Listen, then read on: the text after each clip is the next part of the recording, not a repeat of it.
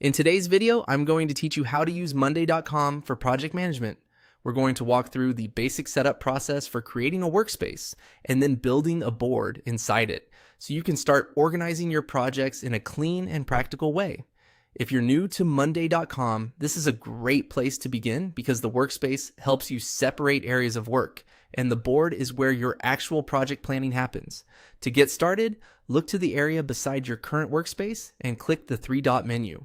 This menu gives you additional options for managing and organizing your account, and it's where you'll find the option to create something new.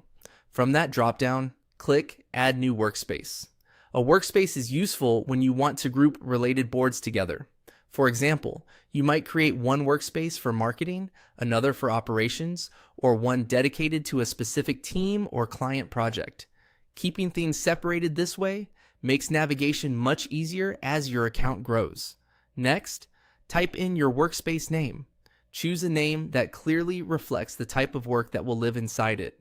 A simple, specific name will make it easier to find later and help anyone else on your team understand its purpose right away. Once the name is entered, click Add Workspace. Monday.com will then create that new workspace for you, giving you a fresh area where you can begin setting up your project structure. After the workspace is ready, the next step is to add a new board. The board is the core place where you'll track tasks, timelines, responsibilities, and overall project progress. Think of it as the main control center for a specific project or workflow. When prompted, type in information about your board.